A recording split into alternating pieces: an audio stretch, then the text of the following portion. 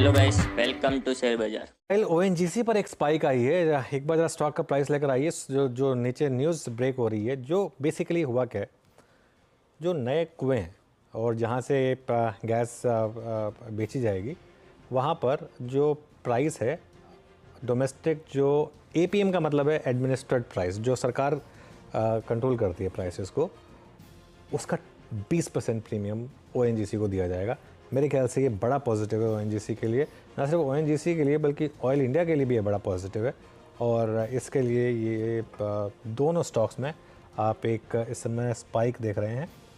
एक प्रोजेक्ट भी उन्होंने अप्रूव किया 6000 करोड़ का, आई थिंक वो भी एक रीज़न है, लेकिन एक 7800 करोड़ का। लेकिन मेन न्यूज़ ये है कि 20% प्रीमियम ओवर एपीएम प्राइस, जिसकी वजह से ये स्पाइक आप इस समय देख रहे हो ओएनजीसी के स्टॉक में। अनुज, एक्चुअली ये पहले गाइडलाइन तय की गई थी, अब फाइनली उसका नोटिफिकेशन आ गया है, तो इसीलिए कंपनी ने वो एक्सचेंज पर डाला है।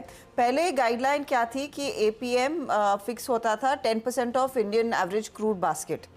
अब और उस गाइडलाइन में फिर बदलाव आया था हाल फिलहाल में, तो 20%, तो क्लियरली उसका फायदा इस कंपनी को मिलेगा। दोनों स्टॉक्स आई थिंक देखने चाहिए, क्योंकि कंपनी स्पेसिफिकली कहती है, ओएनजीसी और ऑयल इंडिया दोनों के लिए दरअसल ये 20% प्रीमियम लागू होता हुआ दिखाई देगा।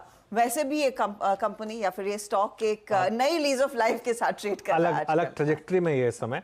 आई थिंक आज ये स्टॉक शायद अपना फ्रेश 52 वीक हाई लगाने को तैयार है ओएनजीसी का। आई थिंक 344.90, अगर मेरी मेमोरी सही है तो इसकी 52 वीक हाई लो वाली प्लेट एक बार फायर करिए जरा। जब तक वो प्लेट फायर हो, शरद जी, ओएनजीसी क्या रहेगा व्यू इस पर? भी तेजी का व्यू ही रखना चाहिए। कुछ और डेवलपमेंट्स हैं अंडमान में भी जो काफी पॉजिटिव हैं ओएनजीसी और ऑयल इंडिया के लिए।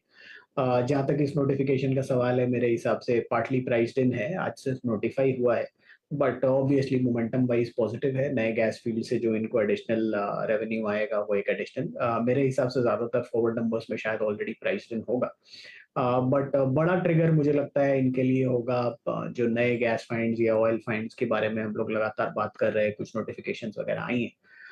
वो अगर डेवलपमेंट मटेरियलाइज होती है तो मुझे लगता है ऑयल इंडिया और ओएनजीसी के लिए गेम चेंजर हो सकती है। वैल्यूएशन कंफर्ट के हिसाब से ओएनजीसी में काफी कंफर्ट है।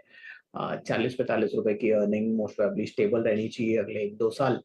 तो उस पे अगर 10 टाइम भी ट्रेड करता है तो मेरे हिसाब से 450-500 तक आसानी से संभव है कि ये स्टॉक ट्रेड करेगा।